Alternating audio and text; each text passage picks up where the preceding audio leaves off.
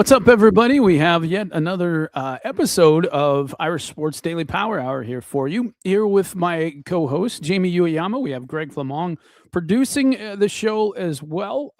Before we get going, wanted to mention a great time to sign up for Irish Sports Daily. You can go to the front page, click on the premium section, and sign up today. Also, wanted to mention if you wanted to advertise on the podcast, you can reach out to me. I can give you all the details on that. Pretty affordable. So if you want to just try and advertise whatever product you have, feel free to reach out to me at mikefrank18 at gmail.com. Once again, that's mikefrank18 at gmail.com. And also wanted to mention our first sponsor, which is ESQ Clothing, founded by ND alum Ge Wang and Chicago's go-to for the best custom suits, shirts, and sport coats. Now's the time to refresh your wardrobe and add the perfect suit, sport coat, tuxedo, or casual jacket for fall.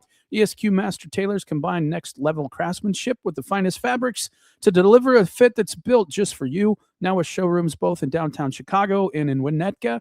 Book your custom fitting and step into confidence at Chicago's finest. Mention ISD at your appointment. Receive 10% off your entire purchase. Once again, that's esqclothing.com. Yama, there's been a lot happened, I guess, between the last time we talked and on the show. There's been a lot of things that have happened. Certainly some bad news, I guess, for Irish fans that happened yesterday or last night, and that is defensive backs coach Mike Mickens is now going to be with the Baltimore Ravens. I mean, I think we expected this. He's been looking to kind of take that next step in his coaching career. I think a lot of people thought that would be a defensive coordinator situation. And that hasn't materialized. Going into the professional ranks is something a lot of coaches do. And here's the thing that I think stands out about this, Jamie, is that a lot of times when Marcus Freeman's coaches leave, they go to the NFL. They don't go to college. What does that say about college coaching? You know what I mean? It just seems interesting that a lot of these coaches are, as soon as they get a chance, they want to go back into the NFL or get to the NFL, because I think a lot of coaches think the situation in college coaching has gotten out of hand and they don't want to deal with a lot of the stuff that's out there. And I find it interesting that this continues to happen, not just with Notre Dame, but a lot of places that coaches now, if they get the chance, they're trying to jump into the NFL. And I think a lot of people were confused why Marcus Freeman would be interested in the NFL, but I don't think he's any different than any of the other coaches that are out there. I just think that the NFL right now, a lot of coaches think it's an easier situation to be in because you don't have to deal with the portal. You don't have to deal with the constant. I mean, you have contracts there. You have rules. You have things that it's more governed. And I think that the uncertainty of what is happening in college football is chasing a lot of good quality coaches to the NFL. Your thoughts on this? I think there's some of that, but I think it's more of that. Just it's reflective of those guys just being good coaches and the NFL wanting them. Because I think if you that's what you can say about Marcus Freeman and the coaches he's hired. I think I mean I won't speak for you, Mike, but I think we're in agreement here that he's done a better job hiring his staff. Like it's not even comparable to Brian Kelly. Like just Yes. straight up position coaches throughout. Like you would just say the staff is just so much stronger from top to bottom, and like guys are just good coaches. I mean, obviously O'Leary was a guy who was on staff at with Brian Kelly, but that was a guy that Marcus Freeman kept, right? And obviously Dalen McCullough was the guy who was an NFL guy who wanted to work for Marcus Freeman. Then he's back to the NFL. Al Golden came from the NFL and then went there, right? Like, there's just been a lot of that. I mean, Brian Mason was a college guy and then went there. I think there's certainly some of that where maybe those guys don't want to deal with the recruiting part, but at the same time, I don't think it's the same as it was before, where these guys have to make sure that they're playing video games with the guys like some of these what you used to, because there's so much more of the recruiting staff and the personnel staff being involved with that part of the job. And it's so much more about developing the guys now and while they're on campus. And I think even with Mike Mickens, it's not to say Mike Mickens was obviously a very strong recruiter, but part of the strength of his recruiting was because he had developed guys over the years and he had that track record. So he could always point to it. I don't think anyone say like Mike Mickens walks into a room and he wins people over with his charm or anything like that. Like if you compared him to Todd Light, you would say, man, like I'm choosing Todd Light, like just based on personality, but his track record is his track record, and people gravitated towards that because the guy was a friggin' awesome coach. And I don't even know how you really truly replace somebody who is that good. Um, it's probably impossible to get the exact same level of guy. Um, at the same time, there's a lot of really good coaches out there that I think have, you know, obvious connections to Notre Dame, and I posted up, a list on the site. People can check that out there, and we'll talk about it. But yeah, I do think there's a lot of like pretty good options out there that make sense to kind of fill the void, but it's tough. He was obviously I I don't know about you, Mike, but I would say in the last probably like 30 years, and they've had some pretty good DB coaches, but I think he's at the top, and I don't even know who's behind. Just he's been that good. It's not even close. It just isn't even close to me. He's way better than anybody they've had in a long time. And I know they will get somebody. There's no question they'll get somebody, and they'll probably get somebody pretty good. But it's going to be very hard to replace this guy. It just is. I mean, he's just a tremendous coach. And I agree with you. I think that the fact that these are good coaches is what's attracting to the NFL. The NFL looks at them as, hey, these are really good coaches. They develop talent and they know how to find it and develop it.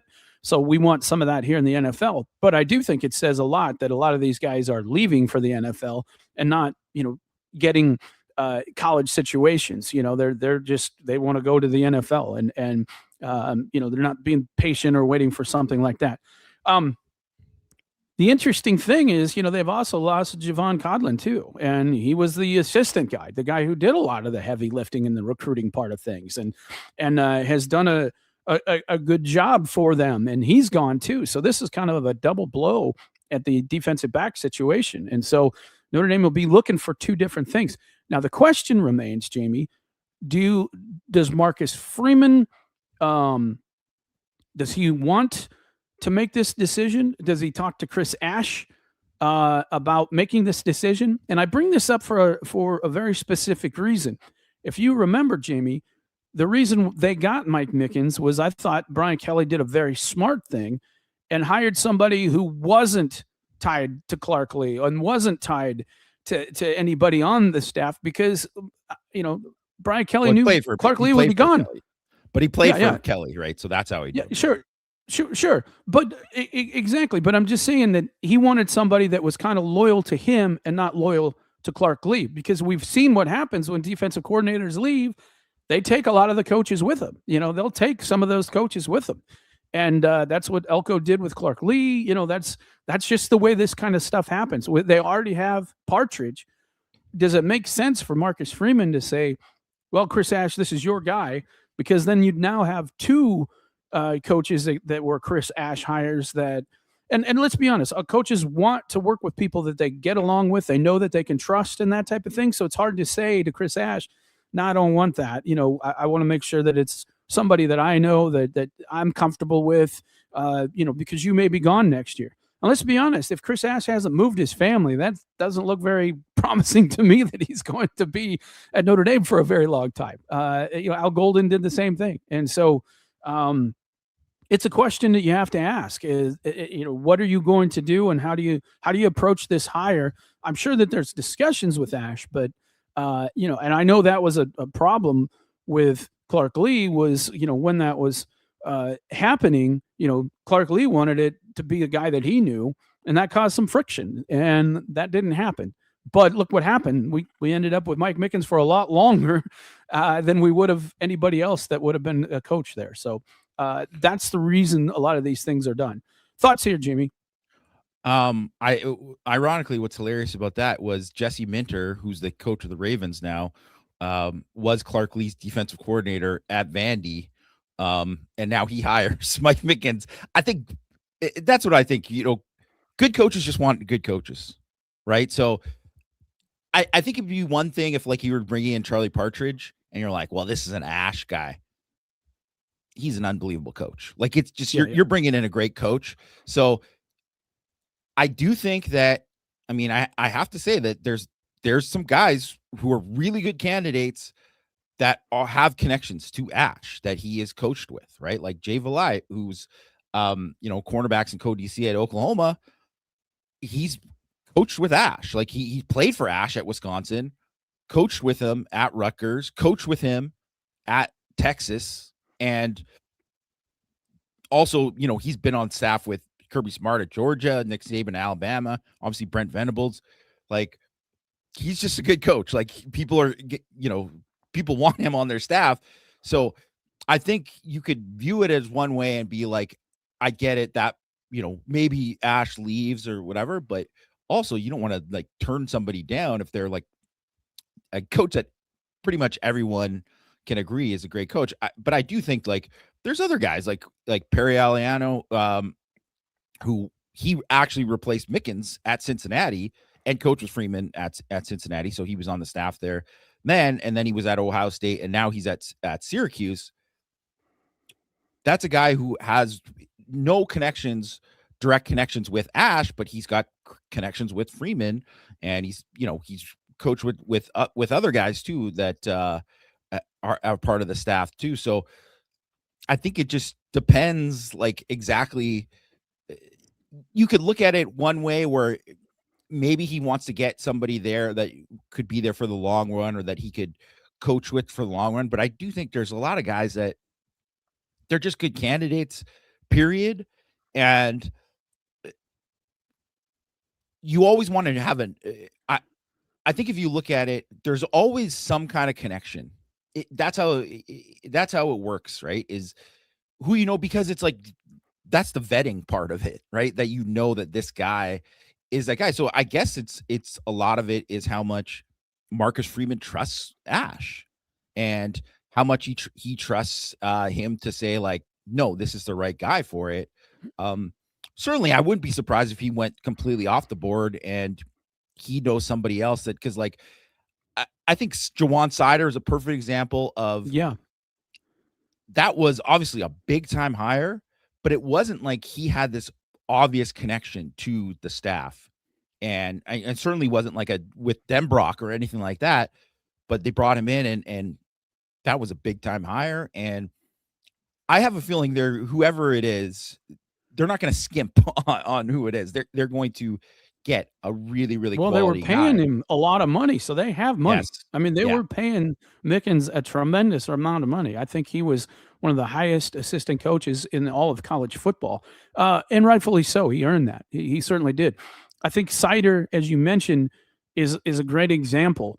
And here's a guy who just basically reached out to Marcus Freeman and said, hey, man, if you ever need a running backs coach, call me. I'm there. That was their conversation. And I got to believe that there's been those conversations with defensive backs coach. Look, we've known Mike Mickens has been looking to get hired for quite some time. I mean, he's gone and applied for jobs and interviewed for jobs for 3 straight years. So we know that this was something that could potentially happen. So Marcus Freeman knows that too, right? He knows that there was always an opportunity that he may have to fill this position.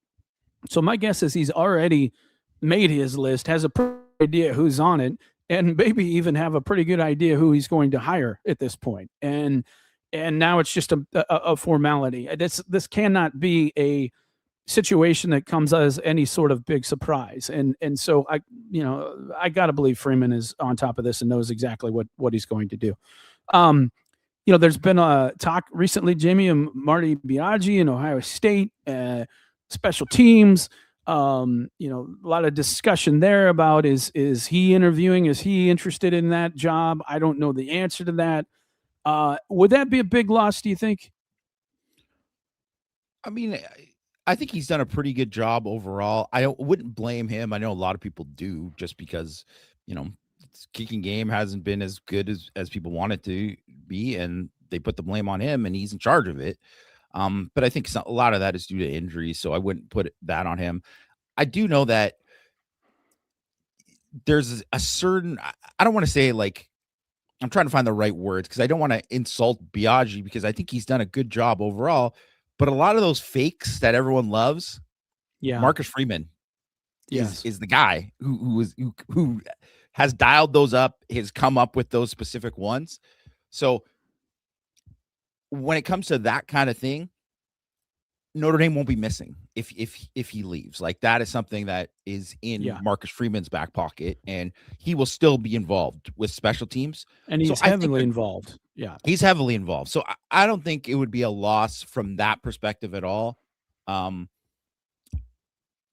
I I don't know. I think he's a good coach overall, but I think I do too. if he were to leave, I think they'd be okay. I don't think it'll be as big as loss as, say, Mickens, and No, I'm sure they're going to be able to find somebody. But again, I do think he's done a good job. I think he's done a good job of coaching, but I think it also helps, and this is what I think will help them attract a new special teams coach if Coach Biaggi does decide to move on, is the fact that your head coach is very interested in special teams. He's seen the value of it. So, you'll have a voice. I think under Brian Kelly, it wasn't something you stress, and the results were what they were because you didn't stress that. But you get the results you're looking for when you focus on things, and I think that Marcus Freeman puts a bigger, you know, focus on special teams, and that's why we've seen the results that have come.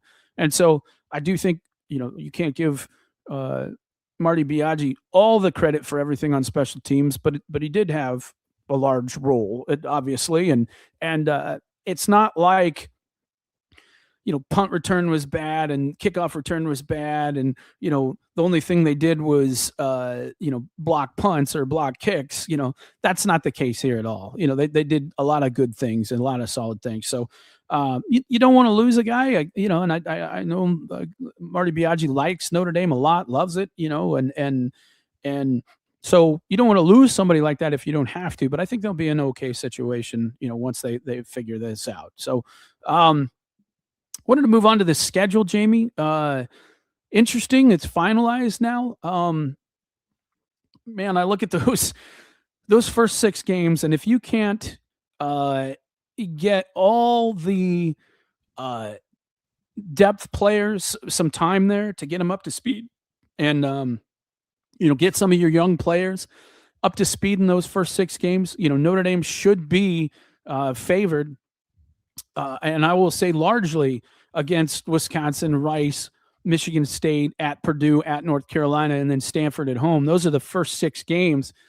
Notre Dame should be favored by at least 21 points in all those games. And I'll be shocked if most of them are within 35. I really will.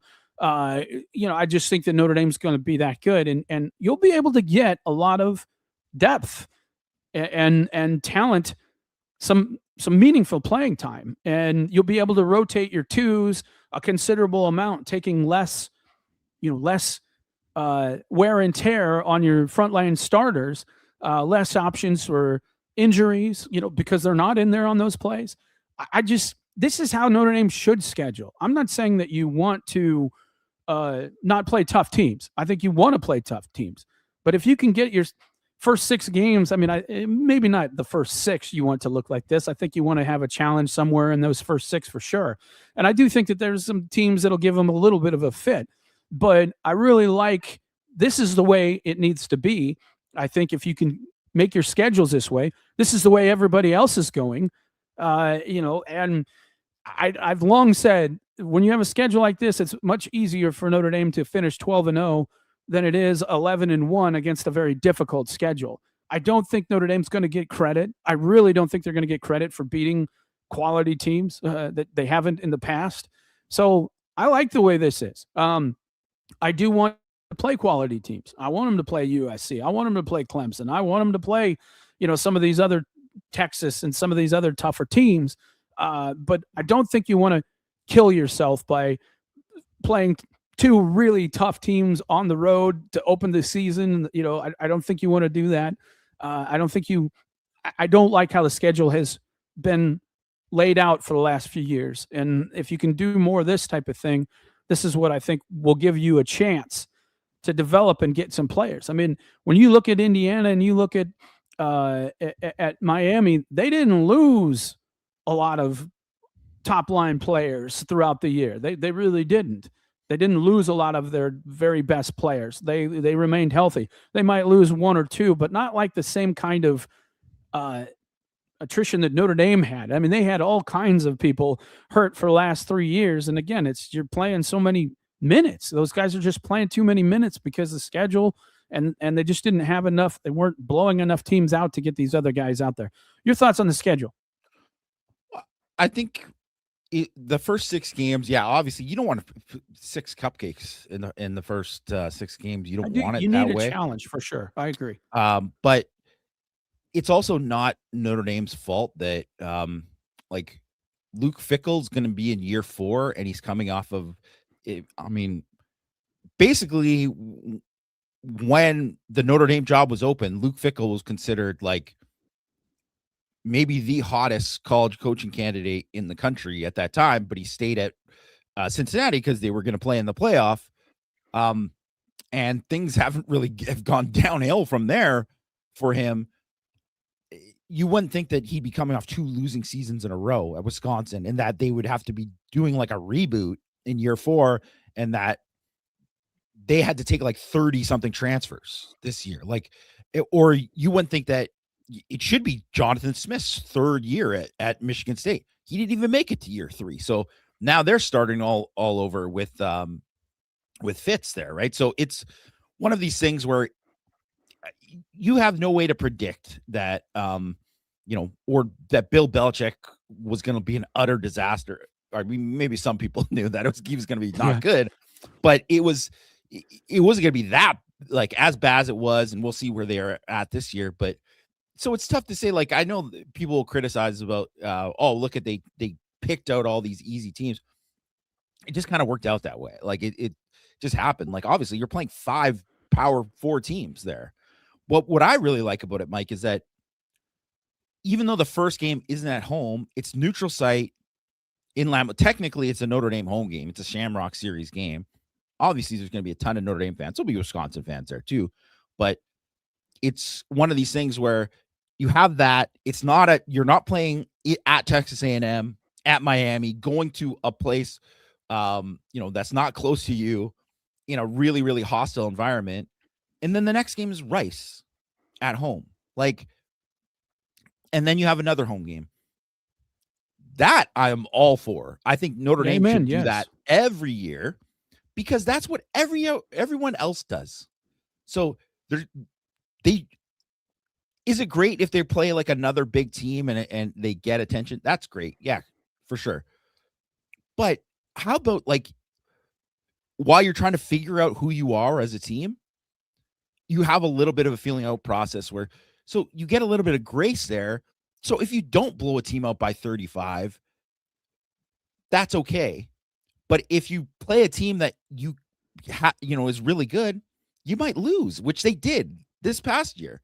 So I think it's set up way better for them than it has been. I wish there was at least one kind of top 20-ish team mixed in there. I think that would be great. But what can you do? It's not in their control. And it'll just be up to them to kind of similar to Indiana last year. You just got to kick the crap out of the first 6 teams you play. I think ideally for me, the way I would ultimately like to set up a schedule would be in your 3rd or 4th game, you play the tough game, right? You want to get 2 games under your belt at least where you get guys experience. And let's be honest, next year, if CJ Carr goes to the NFL after this year, you're going to be doing the exact same thing that you were doing before when you went down to Miami. Although the 2027 schedule doesn't look like right now, the first game is a home game, Purdue, September 4th. Now, will they try and put a game before that? I don't know. We'll see. There's an opening right now for the next week, and then they play at Michigan State, and then they have Auburn. And again, I think Auburn was supposed to be one of those teams that, is a Power Four SEC quality opponent that, right now just isn't what you were hoping when you scheduled this game. So, to me, ideally, I think you want to play that difficult game in game 3 or 4. That way, if you got a young quarterback, he's got a couple games under his belt. He's been blitzed. He's been hit.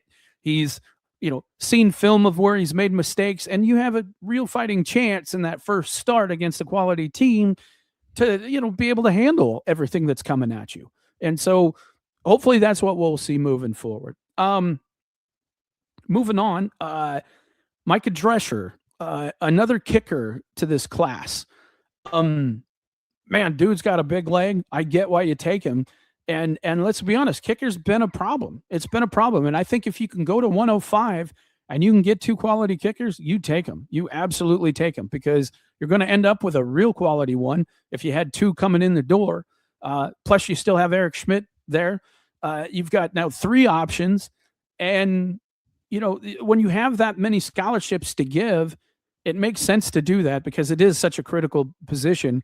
And let's be honest, it could have cost Notre Dame a national championship if they would have got in the playoff and Noah Burnett still wasn't healed. They could have cost them a national championship. And we watch, heck, just yesterday the Patriots Broncos game. Obviously those guys are professional kickers, but the field goals were a disaster there. And so and again, the weather played a big part of that too, of course. But it can come down in these close games to that. So I do like this pickup. Guy has a monster leg. I think is this a pickup for later down the road? Maybe. If nothing else, should be able to kick off, if nothing else. And so I like this pickup. What do you think of this? I think it was unexpected to me that they were going to get somebody else, but I think it's important because just like you said, that could have easily cost them a national championship last year. If Burnett never got healthy, we didn't know really what was going to happen with him. They just blew teams out enough that it never became a thing.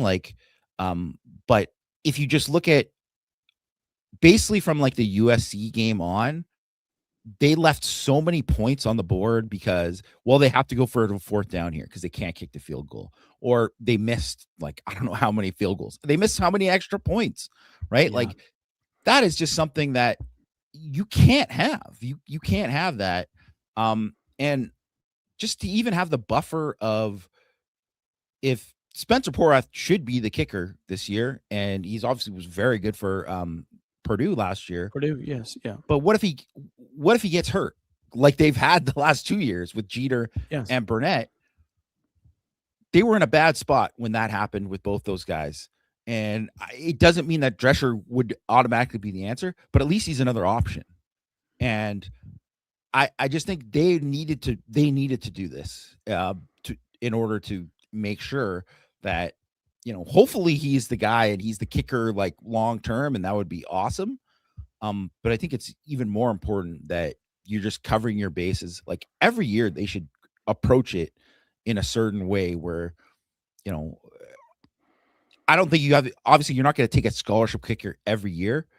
But to make sure that you have options, I think that is super important. Notre Dame did lose a guy in Ellis McGaskins this last week, decommitted.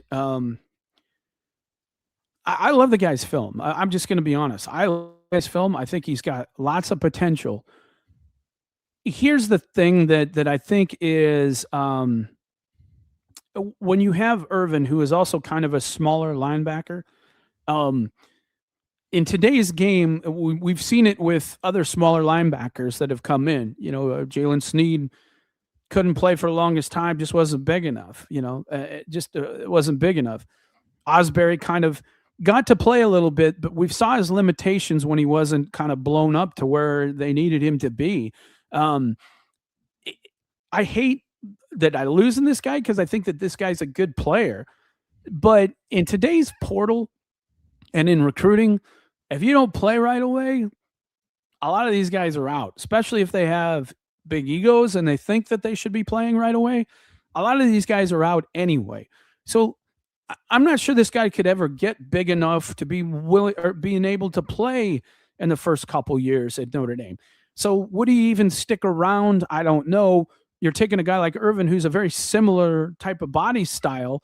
I like his game just as much, maybe even a little bit more. So I don't want to say it's not a loss because I do like McGaskin's game, but I just think that in today's game, you're going to start. If you're going to keep your players, a lot of these undersized players are going to be difficult to keep around because they think that they should be playing, and you're going to have a lot of bodies that are big enough to play in front of them already, and so you're wasting a lot of money on somebody that probably going to be out the door in a couple of years anyway if he's not playing, if not within 1 year. Thoughts on this? Because I do think that this is a way you have to kind of look at it as a GM now moving forward. In the past, you'd be able to take a guy like Mark Zachary at 160, 165 pounds coming in the door, and that guy may be patient enough to last a couple years before his body is ready to go. And as soon as his body's ready to go, you're like, oh, wow, this guy's a really good player. But you're developing and paying him for not playing, and he may get frustrated anyway and just leave. Your thoughts here on this? Well, I mean, Zachary played as a freshman, so I mean, Sure. I think, but that was out of need, I think is what I'm saying. Yeah, yeah, but I also think too that like it's different for a defensive back. Not to say it's always hard to put on weight, like you have to put in the effort to do it, but going from 170 pounds to 180 is a lot different than being like 210 and going to 230, right? It just is, just like it's like way different when you're like 270 to 290 and whatever, right? Like it's always harder the higher you go up. So I do think that is one way to look at it. And I also think that taking two undersized linebackers in the same class, I think I probably wouldn't do it. I think so. I think it totally makes sense from that perspective. McGaskin committed, and it was out of nowhere. Like it was not expected. And that always is a very red flaggy thing to me. It just has happened, Mike, over the years where we see the Brandon Davis Swains come in and all of a sudden, whoa, we didn't even know he was going to commit. Like there isn't any kind of like thing because it's like, well, the relationship wasn't really built. Why is he committing now? This is unexpected, all that kind of stuff. And I liked him as a player. Definitely liked him as a player. But then he committed early and he was still looking around. So, and that's fine. He could have that, but I totally get like, why would Notre Dame want anyone who's like looking around? Like to me, you better be of the highest level of prospect if you're going to be going and taking other visits and they're going to keep you in the class. And he wasn't that for me. Like he's a very good prospect. Out that they take visits. It almost never works out that they take visits and they stick. It almost never does. And I mean, Keemon Spell is a good example of that. I think if people knew the truth, the kid wanted to commit. Notre Dame's like, let's just bump the brakes here. Let's just see how you feel about things here in a minute. And now he's been to 9 different places and he wants to commit everywhere, it's like, so even if you get a guy like that committed, what good is that? It doesn't do you any good. And you're going to stop recruiting people because you think this guy's coming. And yet he's taking other visits. Now, Keemon Spell's a great player. Don't get me wrong. And I'm sure Notre Dame would love to have him, but that's not going to be open. That's not going to be done until probably signing day. I mean, people are going to continue to throw more and more money at him, and that's just the way it is. And so we'll just have to see how it all unfolds. And I always think it's better to if it's a guy like that, way better for it to happen now then Sure. in the spring or whatever, all of a sudden you're scrambling. Are you saving a spot for him? Have you been actively recruiting other guys? It's harder to get in on guys last minute. Now, if maybe they didn't want to offer someone before because they didn't want to upset McGaskin, now they can do that. And frankly, too, I think Amari Irvin's a better prospect than him. And if you were going to choose one, I would choose Irvin. So I like the flex by Notre Dame to send essentially everybody down to see Irvin too, yeah, which I think was important. It's very important to make sure that guy sticks around and he gets to know Al Washington and like him and have that kind of relationship. And then also understand that, hey, we're not screwing around here. We want you. And this is how much we want you. And so, folks, we're going to take some questions from some customers on ISD. But if you're in the chat and you have some questions, we'd love to take yours too. We got a lot of loyal listeners and watchers here of the podcast on YouTube, and they're here every week. And so I feel sometimes we neglect them and don't answer their questions. And so I purposely didn't ask a bunch of questions on ISD or give them a long time because I was hoping that the people in chat would ask some questions and we could get to them and as well, because they're here every week and it's a lot of the same people, and we want to make sure we can answer them as well. Before we do this, I do want to say this. Thoughts on Dabo going off on Ole Miss. That's was on my next thing. I mean, anybody who knows me, I'm not a big Dabo Sweeney fan. I think he talks out of both sides of his mouth in a lot of ways. But I think he's 100% right on this. I'm sorry. When somebody's enrolled in your school, yeah, I have no problem with that doing exactly what he did. And he should do that. He should do that. And this needs to change, Jamie. It's out of control. yeah, And it's not just that Ole Miss is doing this. Everybody's doing it. Everybody's doing it.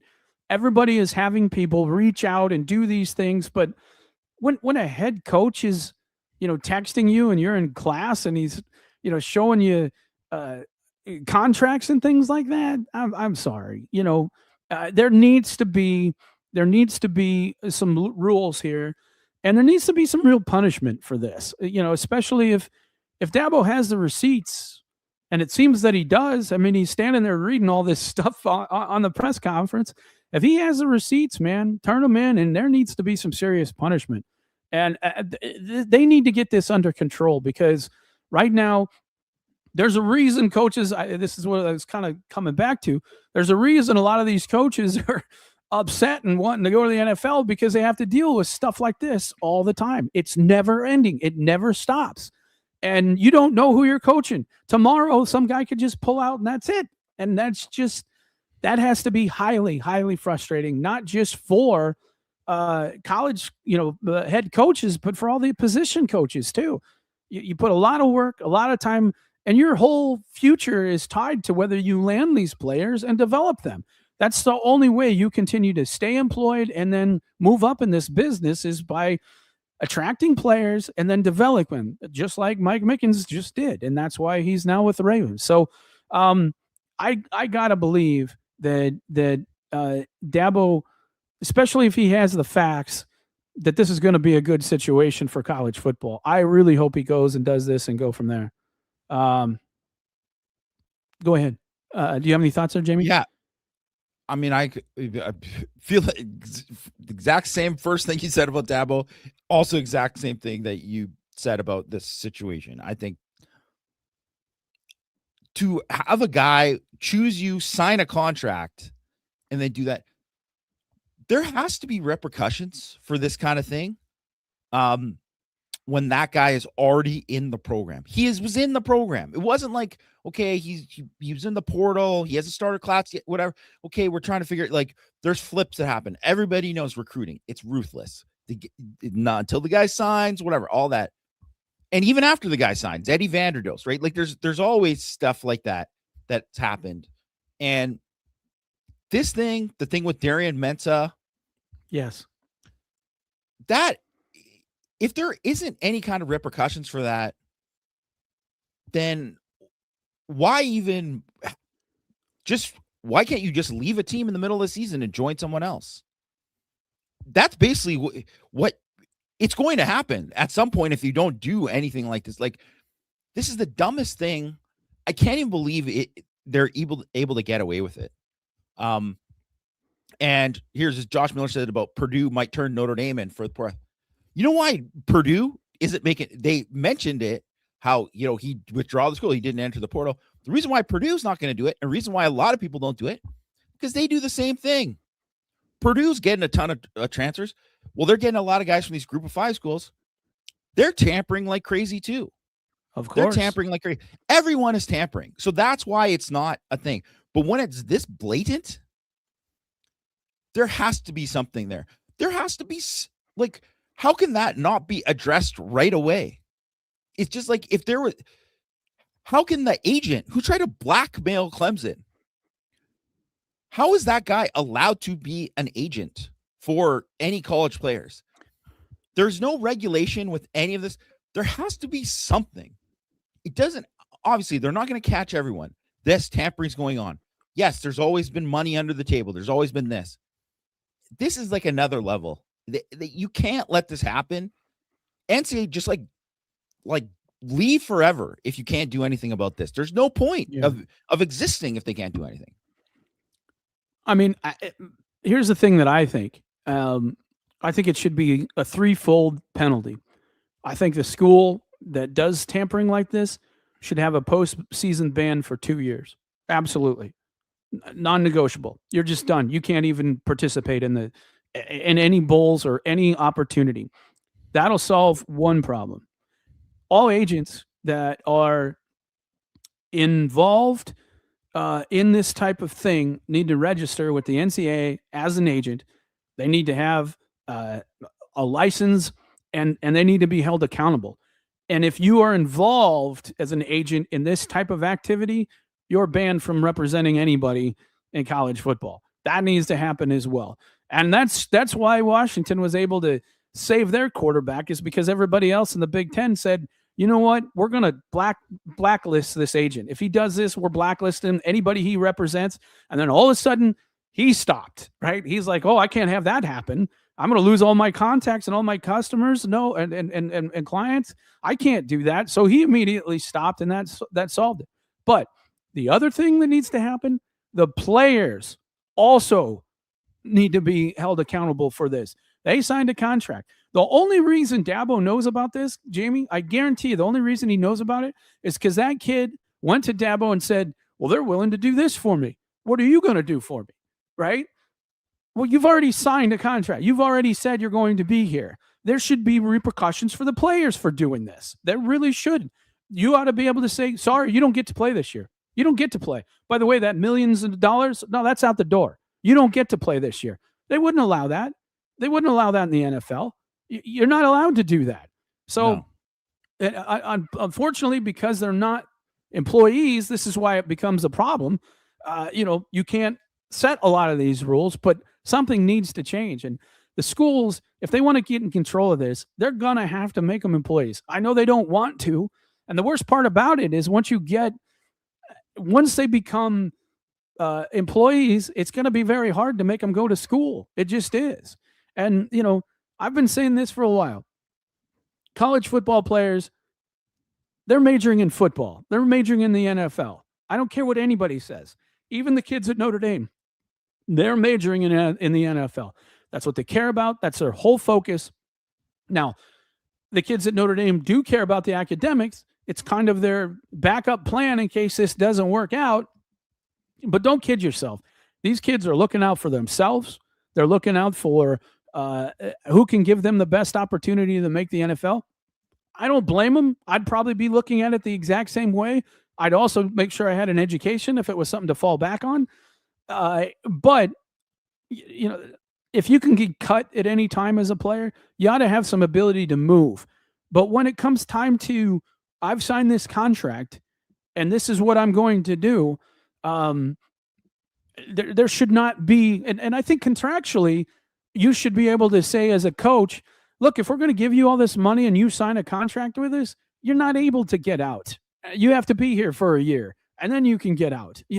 I mean, that should be the situation. There should be no buyouts in these contracts. And I think that schools have given themselves a bad situation with allowing some of these buyouts, and that's a problem. And we'll see what happens. All right. This question, and thanks. This was one I wanted to add. So thanks, Greg, for adding this one up here. With Mickens leaving, how will this affect recruiting in the secondary that's already here? I do think it will impact. It is every time especially when they've hired a coach this late in the recruiting process, it's had an impact. When Mike Brown came from Wisconsin, it had an impact. It just did. It was too late, and it had an impact. So it's going to have an impact. What's also hurt him is, again, the Codlin thing. Well, he's not here. And if he were here, he would be able to kind of communicate with these guys. Look, guys, I'm still here. I'm still the one talking to you. They're going to get a great coach and keep them, in the game and thinking about it. But the problem is, in the NFL, it's a different situation because a lot of those players are already developed. But when you're a true freshman coming in, position coach means a lot to you. It does, because that's the guy that has your future in his hands. And if you please him and he's a good coach, he can get you what you want, which is the NFL, and you have the talent. He can get you what you want. So it is important to these, kids coming in that are high school seniors who that position coach is. And, so Notre Dame's going to have to move fast. I'm sure they're going to move fast, but I do think it's going to make an impact. Anything you want to add, Jamie? I think it'll make an impact, but not as big of an impact as, say, like that Brown situation or what it used to be, because like I said with the thing, there's recruiting a personnel staff are so much more involved in the actual relationships and the like constant contact with the players more so than they were before. Obviously, NIL and all of that is like a big piece of it too. And that is something that the position coaches have zero control over. Like they don't, even someone as esteemed as Mike Mickens can't go and say, give this guy 1.5 million. Like he can't do that. He doesn't control that. So that part of it changes certain things. So it won't hurt as much as it previously did, but it's a blow because you're bringing in a new guy and there are new things there. I think in terms of people think that, position coach, if a position coach leaves, these guys can't leave. The portal's closed. So the guys who are on campus right now, they can't leave right now like that. So in that way, like the guys who have signed, who are early enrolled, all the guys who are already there, they can't go back and renege on. Like that's not happening. So they're fine there. I do think, there has to be more like someone in place soon. Ash has coached the secondary, so it's not like he's not like he's a secondary coach. So it's not, they're not going to be in a bad spot right now as it pertains to if guys want to come in and watch film or something like that. Like they can watch with Chris Ash. They can do different things there. They'll be fine from that perspective. But yeah, you want to get somebody in. The sooner they get somebody in, the better. I have a feeling that Marcus Freeman has been preparing, like you had said earlier, Mike. Marcus Freeman's been preparing for Mike Mickens to possibly go for a while. So sure. I think that there's a list of guys that are probably already, if they already haven't expressed interest that, I would take it if it opens up, that they're definitely interested, at least interviewing. Yeah. I got to figure this will move very, very fastly. And I think my guess is the same situation as with Sider. He has a pretty strong idea what he's going to do, probably has a pretty good understanding of how interested the first couple people are going to be. And my guess is it'll move quickly. The other thing that I think is interesting too is what may scare some guys away, Jamie, is Notre Dame's cornerback situation. Well, really the whole secondary situation is so strong. The roster is so strong right now that, one, that's a good thing. You added Jaden Sanders to it, who is probably a starting level corner. And then you have all the guys coming in, the Joey O'Briens and Adams and Pouncey and Chaston Smith and all these guys coming in already that are really talented guys. So I do think it's going to impact in that people will look at it and say, oh gosh, there's already a lot of talent there. I don't know much about this coach. Maybe I ought to look somewhere else. That I think if I were looking at it as a player, I think the fact that the roster is so stocked with players, that would have as much impact to me as it would be who the coach is coming in. If I knew it was Mickens, I'd probably feel a lot better about it because I know that he's been able to do this. And I'm sure whoever the Notre Dame lands will have a similar kind of track record.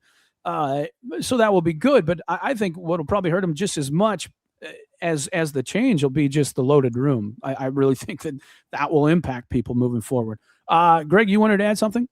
I wanted to know, just kind of get your guys' thoughts on how you think the Mickens departure would actually impact the next season.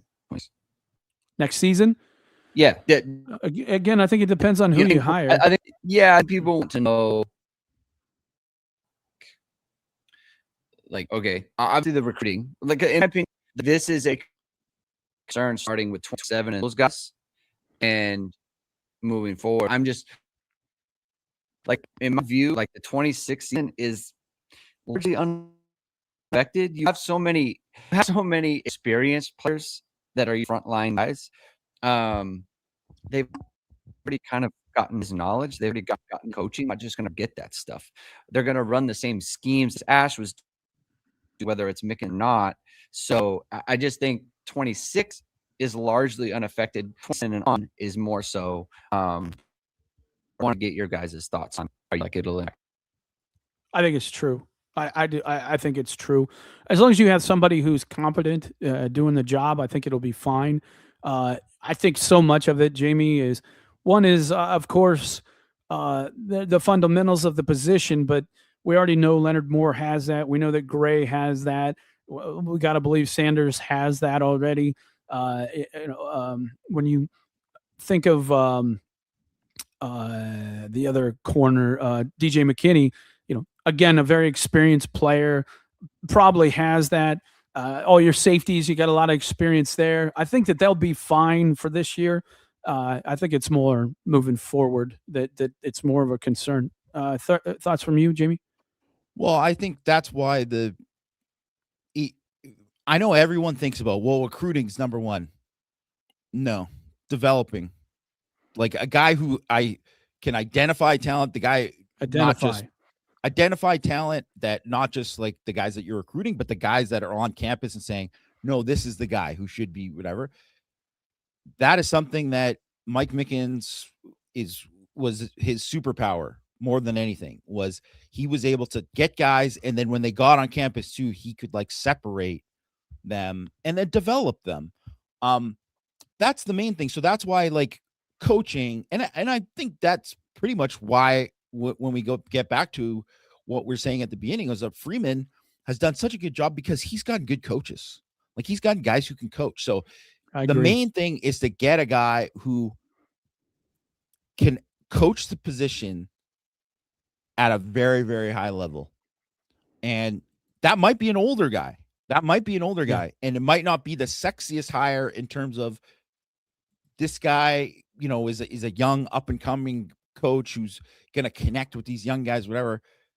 If the guy can actually develop players, that's what the main thing. And that's why like Charlie Partridge is a coach that you look at. I'd almost rather do that. I'd almost rather do that and make sure your assistant DB coach is the young guy that relates to everybody, but also understands what you're doing, can communicate that, but is kind of I don't want to say in between, but kind of that extra person there that gives them the kind of fun, that type of thing that kids are looking for, but also the real coaching of things as well. And so I'd almost prefer that they go with kind of a older, experienced guy. Got some more questions here. We're going to wind down with these last two.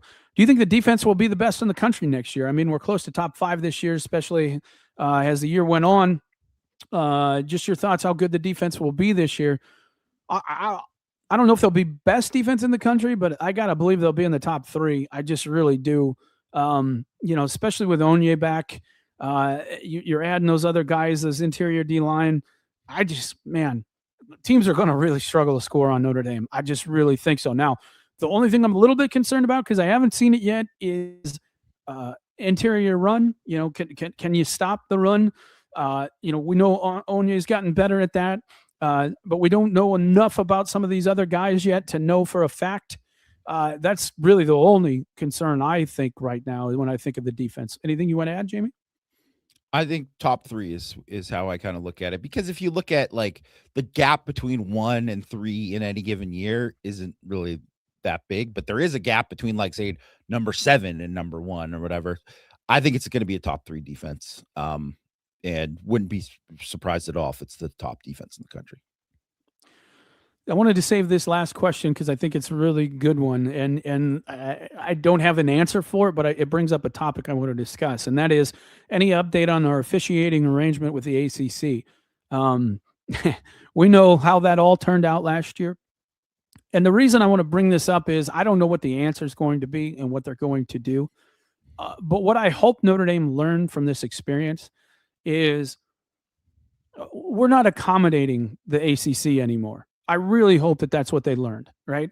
So when the ACC comes and says, you know what, we're going to put that Miami game first of the year, if I am Pete Vavakwa from now on, sorry, middle finger, yeah, that it's middle finger for you. We're not doing that, and we think you should play these teams. No, we don't think that that's the case. What's the ACC going to do? I mean, what are they going to do, right? It's time for Notre Dame to flex. Because let's be honest, when it comes down to it, Jamie, when it comes down to the problems that these teams are going to have with Notre Dame next year, guess what they're going to continue to hammer Notre Dame about when it comes time for the playoff and the rankings and stuff? It's going to be schedule. Well, we can't help it that Notre Dame plays Syracuse, SMU, Boston College, Miami and Stanford and North Carolina. We can't help that. I mean, that's just the teams that they've been given. And Notre Dame needs to say, you know what? We joined this league because we thought we would get some quality opponents. I'm sorry, your guys are terrible, right? Notre Dame needs to start standing up for themselves and say, so when the ACC says, well, we want this, who cares what you want? We're not doing that. We're not doing that. That needs to be what the attitude of Notre Dame is from now on until the ACC decides, oh, we do value Notre Dame as a member of this. We do value and think that they bring something. Because let's be honest, Miami wouldn't have gotten in unless they beat Notre Dame. They would have not gotten in. There's no doubt in my mind they wouldn't have got in. Nobody would have gotten in in the ACC if Miami hadn't beaten Notre Dame. No, there's not one thing the ACC did for Notre Dame football last year that was positive. Not one thing. So if they're only going to be a negative and a scar on your schedule and how you're perceived, I'm not doing anything at all to accommodate the ACC. And I really hope that that's the way Bavakwa looks at it. I hope that's the way that Notre Dame looks at it. And that's really what that's how I would handle that relationship moving forward until the ACC decides that we want to be a good partner with Notre Dame, because Notre Dame has gone above and beyond the call. They've been accommodating in so many ways with all types of things that this is kind of to the point where I just think you have to draw a line in the sand. And I really hope that that's what happened. Thoughts here, and we'll close the show.